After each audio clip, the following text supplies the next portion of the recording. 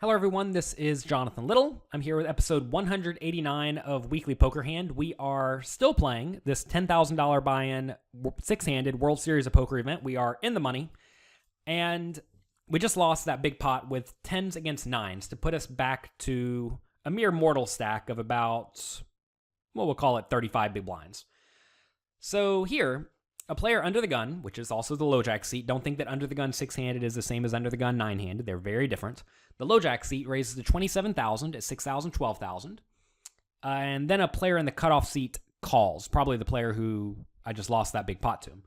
And then they fold around to me. I have jack 10 of diamonds in the big blind, and this is a great spot to call. I'm going to call here pretty much every time with my 440 or 450,000 stack. We're just going to try to flop a strong hand with our jack 10 suited. So this is a great spot.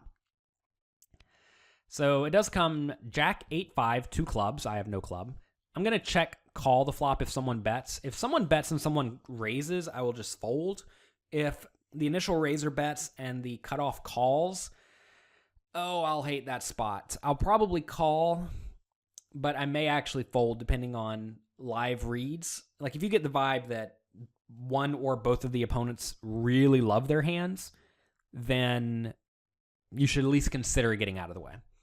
So anyway, I check. The initial raiser checks, so that's good. Whenever the initial raiser checks, usually he doesn't have too many great hands.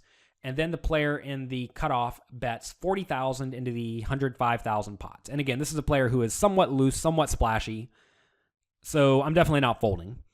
The question, though, is should I ever raise? If I raise, I'm definitely planning to get it in. So do I want to get in top pair marginal kicker against someone who likely has ace-jack, king-jack, and queen-jack in his range? And I think the answer is just no. So I'm going to call. It's not that I'm trying to fold this hand. It's more so that I'm just trying to keep my opponent in the pot with all of his junk, like 9-7 suited. And I'm also trying to allow him to value bet worse hands later. So I'm just going to call. We will run into some dicey spots if the turn's a club or maybe an overcard, but that's not really the end of the world.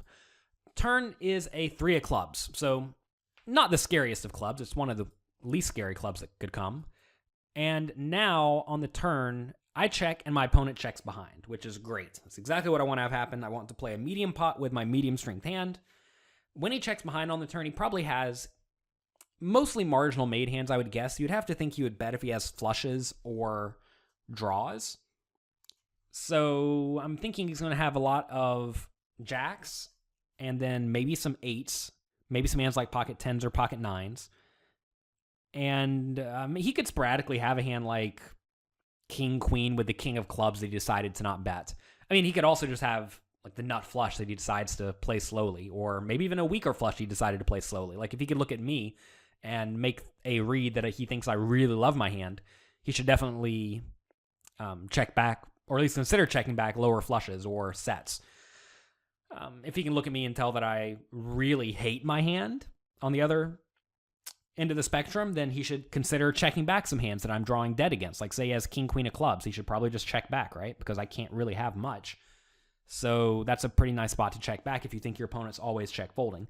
That said, this all implies that he's making some sort of a read, and both of those reads would be wrong here because I don't have a nut hand and I don't have a garbage hand. I have a medium strength hand. And if he knows I have a medium strength hand and he knows that I really don't like folding to him because I know he never has anything, he should definitely bet with his good hands.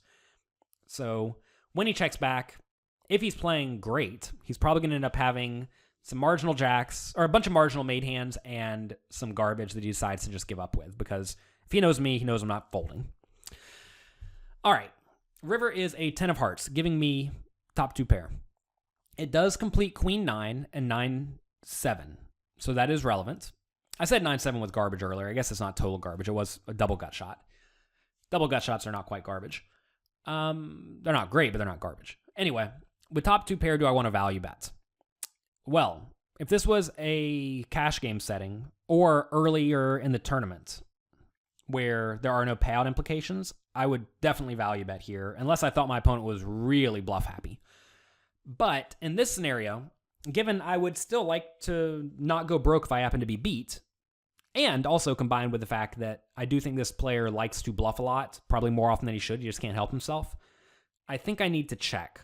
Also, the opponent may think I have a lot of random 8s or 5s in this spot that he can bluff me off of somewhat easily, which may also lead him to value betting with jacks or a random 10 if he did have a hand like queen 10 with maybe a 10 of clubs or a queen of clubs. So I'm going to check this. And if I do check and he bets, which is what happens this time, I check and he now bets 125,000 into the 185,000 pot. We only have 380,000 behind, well, or total. So we have 380K total after he bets, or when he bets 175, or 125, sorry. I'm getting my numbers confused.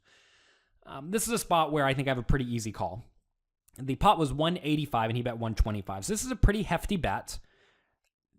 I don't really know what this bet means. It probably doesn't mean much. He probably makes this type of bet size with some bluffs and some decently strong hands and maybe even some nut hands. Who knows? But my hand's too good to fold, and we're going to call and hope we don't somehow lose. I expect to be good here like 80% of the time when I call, almost always. If I raise, it may actually even be close to a okay value raise if our opponent will think that we are bluffing a decent amount of the time. But I don't think I'm value raising this river very often, and that's just mainly because I'm not bluffing very much. And also, I don't think many people are going to be calling our check raise on the river with 10-8 or Jack-8, although maybe they do. Who knows? So anyway, I do call, and this time the opponent has the ace-6 of clubs, so he just turned the nuts and decided to check it back. Maybe he made a bad read that I was weak on the turn, or who knows what happened there, because if he knew me as a poker player and knew how I viewed his tendencies, he should definitely just bet the turn and then jam the river, and I certainly would have happily called off. So we can be pretty happy with this one.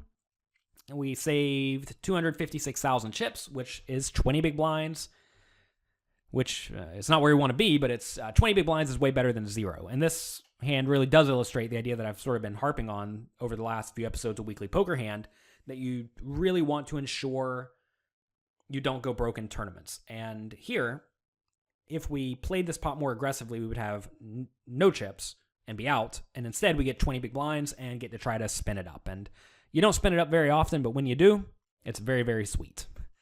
So that's going to be it for this episode of Weekly Poker Hand. I want to thank you all for being here. If you have not already, make sure you check out pokercoaching.com and get your free 1-week trial. We have lots of interactive hand quizzes there, kind of like poker coaching, or kind of like Weekly Poker Hand videos or audios if you're listening to them. And if you like this podcast, you will love pokercoaching.com. So check it out. Let me know what you think on Twitter @JonathanLittle, and I will talk to you next week.